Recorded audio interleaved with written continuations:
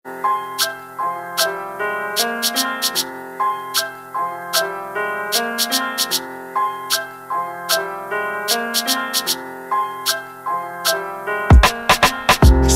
lietu pārāk daudz, sliktās lietas mūsu prātos aug. To nevar mainīt, man vecvecāki stāsta par otro pasaules karu. Pats jūtu to, kad dzīvojies trešajā. Tik par to skaļi nerunā, jo nav tik traki kā tajā gadā, kad ebrejus meta vienā katlā.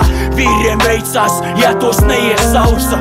Sievas bēga no izvarošanas, bērni no vecākiem atdalīti.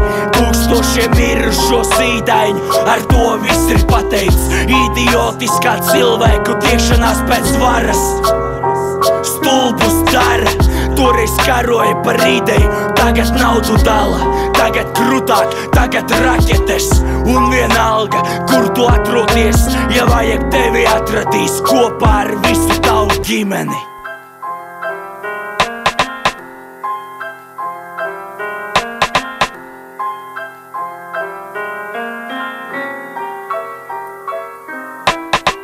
Ļaunums nezūd, ļaunums pārvietojas. Ļaunums nezūd, ļaunums pārvietojas. Ļaunums nezūd, ļaunums pārvietojas mūsu prātos. Ļaunums nezūd, ļaunums pārvietojas mūsu prātos.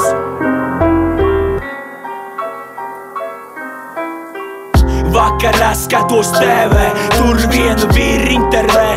Bez ilgas domāšanas viņš ņem un atbild: nekas nav tik viegli kā nogalināt. Cik tādu vēl ir, man gribas zināt. Hitchcocks filmās rādīja šausmas, mēs rādam ļaunumu, nofilmējot un ieliekot internetā. Cilvēku ļaunums ir tavā prātā. Melnais caurums vilina daudzus. Ļaunums padara necaur šaujamu pauri. Un katrs otrais, kurš nesalīdz ierots, vēlas justies neaizskarams. Vēlas baidīt, nevis aizstāvēt. Tikai kino filmās uzvar labie. Te jau bērniem jāmāca kājnieku mīnas padarīt nekaitīgas.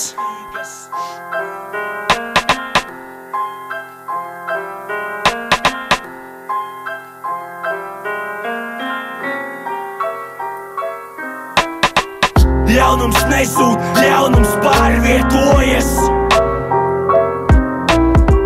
Ļaunums nezūd, ļaunums pārvietojas. Ļaunums nezūd, ļaunums pārvietojas mūsu prātos.